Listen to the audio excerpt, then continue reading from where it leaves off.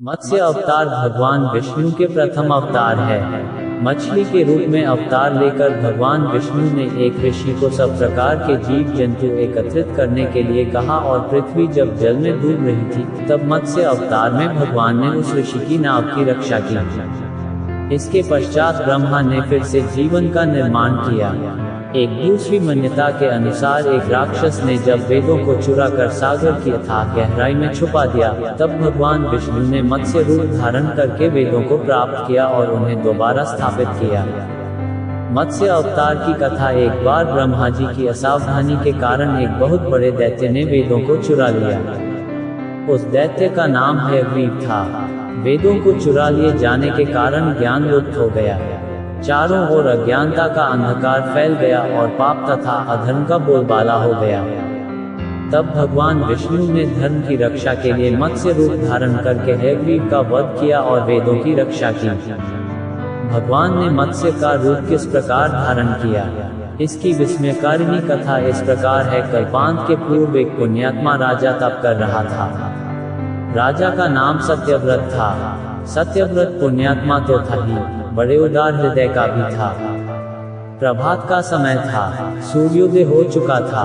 सत्यव्रत कृतमाला नदी में स्नान कर रहा था। उसने स्नान करने के पश्चात जब तर्पण के लिए अंजलि में जल लिया तो अंजलि में जल के साथ एक छोटी सी मछली भी आ गई। सत्यव्रत ने मछली को नदी के जल में छोड़ दिया। मछली बोली, राजन, जल के बड़े बड़े जीव छोटे छोटे जीवों को मारकर खा जाते हैं। अवश्य कोई बड़ा जीव मुझे भी मारकर खा जाएगा। कृपा करके मेरे प्राणों की रक्षा कीजिए। सत्यव्रत के हृदय में दया उत्पन्न हो उठी। उसने मछली को जल से भरे हुए अपने कमंडलू में डाल दिया। तभी एक आश्चर्यजनक घटना घटी। एक रात में मछली का शरीर इतना बढ़ गया कि कमंडलू उसके रहने के लिए छोटा पड़ने लगा। दूसरे दिन मछली सत्यव्रत से बोली, राजन, मेरे रहने के लिए कोई दूसरा स्थान ढूंढिए, क्योंकि मेरा शरीर बढ़ गया है। मुझे घूमने फिरने में बड़ा कष्ट होता है। सत्यव्रत ने मछली को कमंडलू से निकालकर पानी से भरे हुए मटके में रख दिया। यहाँ भी मछली का शरीर रात भर में ही मटके में इतना बढ़ गया कि मटका भी उसके रहने के लिए छोटा पड़ गया। दूसरे दिन मछली पुनः सत्यव्रत से बोली, राजन, मेरे रहने के लिए कहीं और प्रबंध कीजिए, क्योंकि मटका भी मेरे रहने के लिए छोटा पड़ रहा है। तब सत्यव्रत ने मछली को निकालकर एक सरोवर में डाल दिया, किंतु सरोवर भी मछली के लिए छोटा पड़ गया। इसके बाद सत्यव्रत ने मछली को नदी में और फिर उसके बाद समुद्र में डाल दिया। आश्चर्य, समुद्र में भी मछली का शरीर इतना अधिक बढ़ गया कि मछली के रहने के लिए वह छोटा पड़ गया। अतः मछली पुनः सत्यव्रत से बोली, राजन, ये समुद्र भी मेरे रहने के लिए उपयुक्त नहीं है।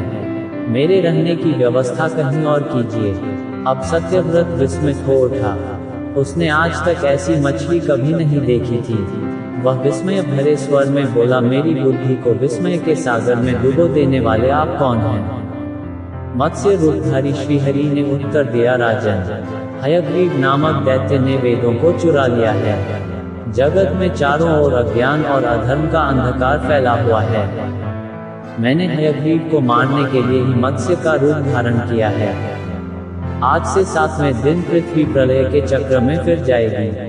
समुद्र उमड़ उठेगा, भयानक वृष्टि होगी, सारी पृथ्वी पानी में डूब जाएगी। जल के अतिरिक्त कहीं कुछ भी दृष्टिगोचर नहीं होगा। आपके पास एक नाव पहुंचेगी। आप सभी अनाजों और औषधियों के बीजों को लेकर सब ऋषियों के साथ नाव पर बैठ जाएगा। मैं उसी समय आपको दोबारा दिखाई दूंगा और आपको आत्मतत्व का ज्ञान प्रदान करूंगा। सत्यव्रत उसी दिन से हरि का स्मरण करते हुए प्रलय की प्रतीक्षा करने लगे। 7वें दिन प्रलय का दृश्य उपस्थित हो उठा। समुद्र भी उमड़कर अपनी सीमाओं से बाहर बहने लगा। भयानक वृष्टि होने लगी। थोड़ी ही देर में सारी पृथ्वी पर जल ही जल हो गया। संपूर्ण पृथ्वी जल में समा गई। उसी समय एक नाव दिखाई पड़ी। सत्यव्रत सब ऋषियों के साथ उस नाव पर बैठ गए। उन्होंने नाव के ऊपर संपूर्ण अनाजों और औषधियों के बीज भी भर लिए। नाव प्रलय के सागर में तैरने लगी। प्रलय के उस सागर में उस नाव के अतिरिक्त कहीं भी कुछ भी नहीं दिखाई दे रहा था। सहसा मत्स्य रूपी भगवान प्रलय के सागर में दिखाई पड़े। सत्यव्रत और सप्त ऋषि गण मत्स्य रूपी भगवान की प्रार्थना करने लगे। भगवान से आत्मज्ञान पाकर सत्यव्रत का जीवन धन्य हो उठा। वे जीते जी ही जीवन मुक्त हो गए। प्रलय का प्रकोप शांत होने पर मत्स्य रूपी भगवान ने हयग्रीव को मारकर उससे वेद छीन लिए। भगवान ने ब्रह्मा जी को दोबारा वेद दे दिए। इस प्रकार भगवान ने मत्स्य रूप धारण करके वेदों का उद्धार तो किया ही, साथ ही संसार के प्राणियों का भी अमित कल्याण किया। हर रोज ऐसी कथाएं सुनने के लिए चैनल को प्लीज सब्सक्राइब कीजिए।